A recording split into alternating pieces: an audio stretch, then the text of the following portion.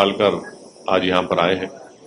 तो आपको बता रहा था कि गुजरात के विधानसभा के चुनाव के सिलसिले में एमआईएम पार्टी तो पूरी मेहनत कोशिश कर रही है साबिर भाई की लीडरशिप में। और आज मैं भी आया हूँ, गोमतीपुर में हमारा एक जनसभा है, पब्लिक मीटिंग है। और इसके साथ साथ 18 तारीख के दिन पडवाम में और एक पब्लिक मीटिंग होगी, जिसमें हमारे महाराष्ट्र के एमएलए और पार्टी लीडर जनाब मुफ्ती इस्माइल साहब रहेंगे। मैं भी आऊंगा उसमें। पूरी कोशिश यही है कि आने वाले विधानसभा के लिए एमआईएम पार्टी अच्छा परफॉर्मेंस करे, यहाँ से हमारे विधायक जीत कर आए। तो इसी सिलसिले में यहाँ पर आ रहे हैं और आते रहेंगे। और ये चंद अहम बातें आपको बताना था। अगर आपके पास कुछ सवालात हैं तो आप पूछ सकते हैं। अहमदाबाद की 16 सीटों में से आप कितनी सीटों पर चुनाव लड़ने की आएंगे? तो इसका जवाब अभी चुनाव के करीब ना सिर्फ अहमदाबाद बल्कि पूरे गुजरात में हम कितनी सीट पर इलेक्शन लड़ेंगे, इसका फैसला और जवाब चुनाव से पहले जनाब साबिर भाई साहब आपको बताएंगे। तो इसी साहब इंतखाबात आने होने वाले हैं और आप तमाम बोलते हैं कि साबिर भाई बताएंगे, तो कुछ कैलकुलेशन है कितनी सीटें पर लड़ेंगे? क्या आप जैसी पार्टियों ने जब नहीं, सुनिए, ऐसा है ना कि गुजरात के प्रेसिडेंट साबिर भाई साहब हैं, हमारी पूरी गुजरात की यहाँ पर टीम है, वो सब राय मशवरा करके ही फैसला करेंगे। मैं तो सुपर इम्पोज नहीं कर सकता अपने आप को। तो उनकी जिम्मेदारी है, वो अपनी जिम्मेदारी को निभाएंगे और जरूर आपको बताएंगे। कौन कौन से पूरे गुजरात में लड़ना है इलेक्शन, तो कहाँ लड़ेंगे, किस एरिया में लड़ेंगे, सौराष्ट्र में कहाँ लड़ेंगे, कच्छ में लड़ेंगे, कहाँ जो भी होगा हम लड़ेंगे जरूर, मगर कितने लड़ेंगे वो चुनाव से पहले साबिर भाई साहब पार्टी बताएगी आप गुजरात की। अहम तो बहुत से इश्यूज हैं गुजरात में। जैसा आप तमाम जानते हैं, महंगाई एक बहुत बड़ा मुद्दा बन चुकी है, बेरोजगारी है, शिक्षा है, हेल्थ का इशू है, साथ ही साथ फिर माइनॉरिटीज का और दलितों का एक पॉलिटिकल लीडरशिप की जरूरत है। तो ये बहुत बड़े मुद्दे रहेंगे आने वाले चुनाव में। पिछले महानगर पालिका चुनाव के अंदर भी ज्यादातर एआईएम ने मुस्लिम बहुमत इलाके क्षेत्र में अपने उम्मीदवार घोषित किए थे। क्या इस बार भी यही रणनीति रहेगी या? रणनीति तो रहेगी, मगर क्या रहेगी, कैसे रहेगी, वो रणनीति के टाइम पर ही बताएंगे जब आएगा। उसको जल्दी रहेगा बोल रहा है।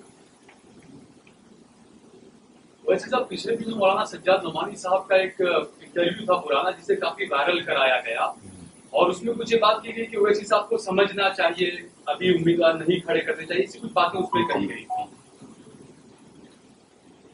मेरे से सवाल है क्या? मेरे से सवाल कर रहे हैं आप? नहीं, वो तो उनका ओपिनियन होगा। मुझे मैं एक पॉलिटिकल पार्टी का जिम्मेदार हूं, तो मेरा काम तो इलेक्शन लड़ना है, तो इलेक्शन हम लड़ेंगे। जहां तक रहा सवाल मौलाना का, तो मौलाना अपनी राय रखते होंगे, मगर हमारी राय, हम एक सियासी पार्टी के जिम्मेदार हैं। सियासी पार्टी का काम सिर्फ बयान देके बैठना नहीं है, सियासी पार्टी का काम चुनाव लड़ना है। तो हम चुनाव लड़ते आए हैं और लड़ते रहेंगे। सर, आज कांग्रेस ने बंद का ऐलान किया है, जिस तरह से आप ये 12 बजे तक बंद, कांग्रेस आज बंद कर दिया। अच्छा, उसका तो साबिर भाई बोल सकते बराबर। आज 12 बजे तक बंद का ऐलान है, वो कांग्रेस की पर्सनल मैटर है। 12 बजे के बाद खत्म हो जाएगा और 7 बजे के बाद जलसा है। साहब, सवाल यह है कि अरविंद केजरीवाल आके यहाँ पर बहुत सारे वादे कर रहे हैं। बीजेपी का कहना है कि वो मुफ्त की रेवड़ी गुजरात में बांटने की कोशिश कर रहे हैं, गुजरात की जनता एक्सेप्ट नहीं करेगी। ओवैसी की पार्टी क्या देने वाली है गुजरात की जनता को, क्या वायदे हैं? कांग्रेस, राहुल गांधी भी आके बहुत सारी घोषणाएं, 8 वचन देके गए हैं। शायद चुनाव जब आता तो ये पार्टियां वादा बहुत करती हैं और जब चुनाव हो जाता है तो वो वादों की वफा नहीं होती है। तो यही तो आवाम से वादा देकर उनको कुछ बोलकर कुछ और उल्टा काम किया जाता है। तो हमारा काम ये है कि हम बजाय इस तरह के बड़े बड़े वादे करने के, जो प्रैक्टिकली हम कर सकते हैं वो काम हमको करना है। और जनता भी, आवाम भी इस बात को जानती है कि सब चुनाव के हम बड़े बड़े वादे करते हैं कि मैं आसमान से तारे तोड़कर ला कर दूंगा, और उसके बाद ना तो तारे हाथ में आते ना वो नजर आते। तो ये इस तरह की राजनीति चलती है, मगर आवाम अब देख रही है, महसूस कर रही है। जैसा कि प्रधानमंत्री नरेंद्र मोदी ने 2014 में कहा था कि हम 2 करोड़ नौकरियां देंगे 1 साल में, अब जाकर वो उन्होंने कह दिया कि 2024 तक हम 10 लाख नौकरी देंगे, यानी हर साल 5 लाख देंगे। फिर जिसको आप रेवड़ी कहते हैं वो तो सब लोग कर रहे हैं, प्रधानमंत्री करते हैं, कॉर्पोरेट टैक्स माफ हो जाता है बड़े बड़े इंडस्ट्रियलिस्ट का, बैंक में उनका लोन जो है वो वेव हो जाता है। तो असल प्रॉब्लम ये है। अब रहा सवाल कांग्रेस का, अब कांग्रेस के बारे में क्या कह सकते हैं? कांग्रेस पार्टी में ही खुद एक बहुत बड़ा इख्तलाफात और बड़े बड़े उनके लोग छोड़ के जा रहे हैं। जहां तक आम आदमी पार्टी की बात है, मैं आपको बता रहा हूं कि आम आदमी पार्टी में और बीजेपी में कोई फर्क नहीं। ये सब ऐसे ही बातें करते रहते हैं। और बिल्किस बानो का, जिन्होंने उसका रेप किया, उनकी मां की और दूसरे लोगों की हत्या की, आम आदमी पार्टी उस पर कुछ बोलती नहीं है। तो ये सब इस तरह की चीजें होती हैं चुनाव से पहले, मगर इनको समझना चाहिए कि जनता बहुत होशियार हो चुकी है, समझ चुकी है इन बातों को, और वो अपने वोट का इस्तेमाल सही तरीके से करने वाली है। जितना ये वादे करते जा रहे हैं, लोग इतना ज्यादा इनको देख रहे हैं कि भाई ये लोग फिर से वही पुरानी आदत पे आ चुके हैं। ठीक है, अब आप भी देखेंगे चुनाव में गुजरात के जनता अपना फैसला अच्छा तरीके से सुनाएगी। पार्टी आपकी अकेले जाएगी या किसी के साथ कुछ आएगा? नहीं, हम तो इस सिलसिले में साबर भाई साहब बात लोगों से बातचीत कर रहे हैं। जब वो बातचीत हो जाएगी तो फिर बताएंगे आपको किसके साथ होगा, अलायंस में भी होगा।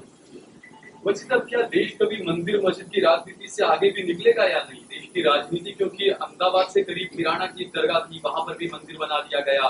कल ही गांधीनगर में कल की खबर आई, वहां पर भी एक मजार था, उस पर भी जो भगवा झंडा लहरा दिया गया, इस तरह की खबरें आ रही है। तो पूरे देश में मंदिर मस्जिद की राजनीति ही चल रही है, ऐसा लग रहा है। तो ये सबको सूट करता है, कांग्रेस को भी, भाजपा को भी। इसी तरह चलता रहे। और कंपटीशन जो है ना, कंपटीशन ये हो रहा है कि नरेंद्र मोदी से बड़ा हिंदुत्व की आइडियोलॉजी में चलने वाले कौन है। कंपटीशन ये नहीं हो रहा है कि जो मुल्क में, देश में जो बर्निंग मसाइल हैं उस पर कोई बातचीत करे, चाहे वो महंगाई हो, रोजगार का मसला हो, शिक्षा का मसला हो, हेल्थ के इश्यूज हो। तो ये ऐसा है कि बस एक एजेंडा सेट होता है और फिर उसमें ये लोग सब अपना रोल अदा करते हैं, और माशाल्लाह से आप लोग भी उसमें अपना रोल अदा करते हैं।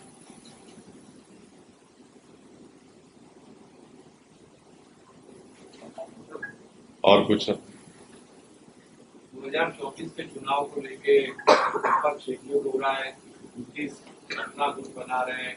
क्या बना रहे हैं? नीतीश कुमार अपना गुट बना रहे हैं। हाँ, शरद पवार अलग लगे हुए हैं। आप क्या किसके साथ जाएंगे? देखिए, 2024 के लिए नीतीश कुमार का आप नाम लेते हैं, मगर जब गुजरात में जो प्रोग्राम हुआ था 2002 में, उस वक्त नीतीश भाजपा के साथ थे।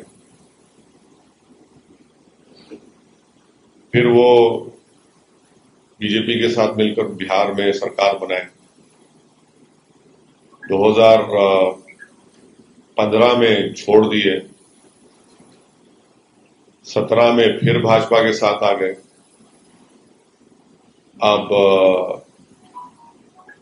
फिर अब छोड़ दिए हैं, फिर किसी के और के साथ चले गए हैं।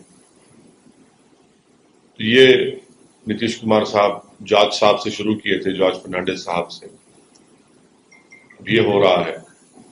और कल बिहार में किसी एक जगह पर दंगा हुआ, गड़बड़ हुई, तो एक 8 साल के मुस्लिम बच्चे को अरेस्ट कर लिए और एक बीमार जो ऑपरेशन हुआ घर में पड़ा हुआ है उसको भी उठाकर लेकर चले गए।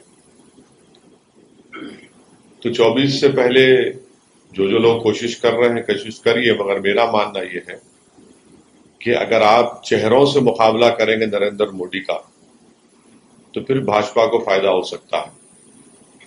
तो बजाय उसके जो जितने भी लोकसभा की सीटें हैं उस पर हम सबको बीजेपी से मुकाबला करने की जरूरत है। जो बीजेपी आज देश के प्रधानमंत्री, अगर उनसे आप रोजगार के बारे में पूछेंगे, महंगाई के बारे में पूछेंगे कि क्यों चीन अभी भी डेप्सांग और डेप्चांग में अपनी फौज को लेकर भारत की जमीन पर बैठा हुआ है, तो प्रधानमंत्री जवाब देते हैं कि नेहरू, मुगल। ज्यादा आप पूछते हैं कि ये इतने बड़े इंडस्ट्रियलिस्ट का कॉर्पोरेट टैक्स क्यों माफ कर दिया गया या जो भी उनको मदद क्यों की गई है और किसानों को क्यों नहीं की जा रही है, तो बोलेंगे सिस्टम मुझे काम करने नहीं देता। 300 एमपी उनके पास है। पंडित नेहरू के बाद अगर कोई पावरफुल प्राइम मिनिस्टर है सेकंड मर्तबा तो वो है, मगर उसके बावजूद भी वो सिस्टम की बात करते हैं। तो इसीलिए मेरा मानना यह है कि अब इस देश को एक कमजोर प्रधानमंत्री की जरूरत है। ताकतवर तो देख लिए, अब कमजोर चाहिए ताकि वो कमजोरों की मदद कर सके। ताकतवर की मदद कर रहा है, वो बेचारा कमजोर तो कुछ देख रहा ही नहीं है। तो मेरी ख्वाहिश ये है कि एक खिचड़ी सरकार बने, क्योंकि गुजरात की खिचड़ी, हैदराबाद की खिचड़ी मुख्तलिफ होती है, यूपी की खिचड़ी मुख्तलिफ होती है। और जैसा कि आपको याद होगा कि एक शिमला की एक हमारी महिला ने कहा था कि प्रधानमंत्री नरेंद्र मोदी ने किसी जमाने में उनको खिचड़ी बनाना सिखाया था, तो वो भी खिचड़ी अलग है। तो इस देश को इस तरह की खिचड़ी सरकार की जरूरत है। तो कमजोरी बन जाए प्राइम मिनिस्टर तो कमजोरों का फायदा होगा, क्योंकि ताकतवर बन रहे हैं तो ताकतवरों को ही फायदा हो रहा है, कमजोरों को नहीं हो रहा है। तो 24 के लिए ये कोशिश होनी चाहिए और देखिए क्या क्या होता है। 24 में यकीनन भाजपा के पास 300 एमपी है और गुजरात में आप जानते हैं कि एक भी सीट कांग्रेस पार्टी के पास नहीं है। 84 में एक मुसलमान एमपी बने थे, उसके बाद से अब तक कोई नहीं बना है। तो ये सब चीजें हैं, देखना है कि कैसा होगा 24 के लिए। तो अभी टाइम है, पहले गुजरात का चुनाव हो जाए असेंबली का, फिर उसके बाद आगे आगे देखते हैं क्या क्या होता है। किसी का माने मतलब सभी दल जो है एक साथ मिलकर, नहीं देखिए, जब 2004 से 2014 की सरकार थी यूपीए की, हम 2012 में यूपीए को छोड़ दिए थे, क्योंकि वो लोग उस वक्त आंध्र प्रदेश में कम्युनल राइट्स ये वो सब गड़बड़ करा रहे थे। मगर एक बात तो आपको मानना पड़ेगा कि जीडीपी का ग्रोथ रेट 8-9% था, अब हमारा 3-4% पे आ चुका है। अब बीजेपी से आप बोलेंगे तो बोलेंगे नहीं कोविड आ गया था, फिर यूक्रेन, भाई कोविड से पहले भी हमारा ग्रोथ रेट गिरा हुआ था। तो इसीलिए देखिए, कोई कमजोरी बन जाए तो वो देश के कमजोरों को मजबूत करेगा। तो कमजोरों के लिए जरूरी है ये चीज 24 का चुनाव बहुत बड़ा।